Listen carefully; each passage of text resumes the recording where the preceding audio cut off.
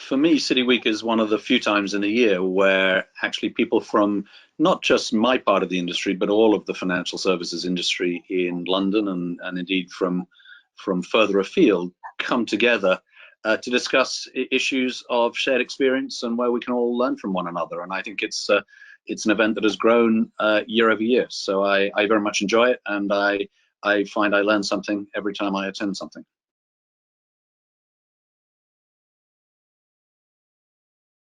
The session I was involved in was around cultural transformation, and I think that is a challenging topic anyway for the financial services industry, but particularly challenging as we go through the pandemic. And so most of the issues, unsurprisingly, were focused on changing work patterns, changing work behaviors, what the future of work will look like. And that all seems to be incredibly relevant and topical.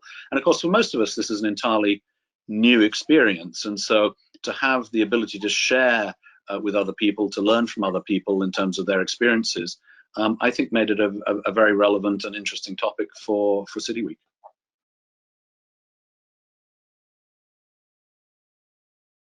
The quality and range of speakers at City Week is invariably good, actually. I think it potentially improves year over year, but it always started with a high quality group of people, and I think you've managed to attract the best and the brightest talent in the city to engage with people. And I certainly really enjoy my interactions, particularly with people who I don't see every day. So they come from other parts of the financial services industry. They bring different perspectives, and I love the way that people are very open to challenge, very open to sharing. It's not hierarchical. I think people get ready access to speakers and issues. And in that sense, it's really quite a democratic process.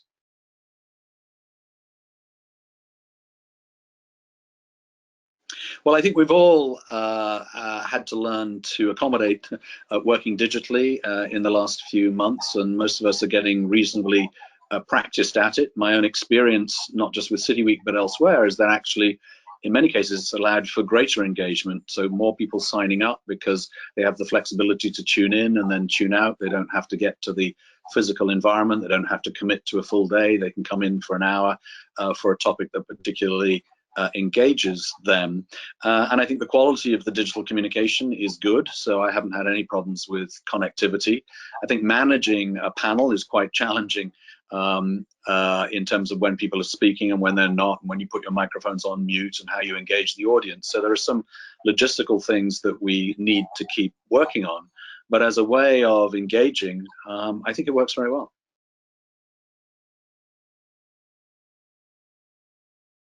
In terms of future events, I think we need to look at what's relevant at the time that we set the agendas, and the agendas are very fluid for us. They're likely to change. I have a nasty suspicion that the pandemic in one form or another will still be with us this time next year, and we'll still be discussing it. And so as we go through the year, our views on it may be evolving. We may get to a point of a vaccine and the issues will begin to change, but I'm reasonably convinced that people will want to stay engaged on those issues. Some of the issues that came up this week that I think are worthy of further exploration are kind of the importance of various stakeholders and whether that has changed through the pandemic. I'm certainly an advocate for thinking that for the first time in my lifetime, the employee has become the focus of attention for employers, where previously it was investors and customers who almost certainly came first. And I think there will be issues around regulation. We've got the whole Brexit challenge to get through and what post-Brexit Britain looks like. And in any event, how we rekindle growth in the financial services industry is going to be one of those challenges for 2021.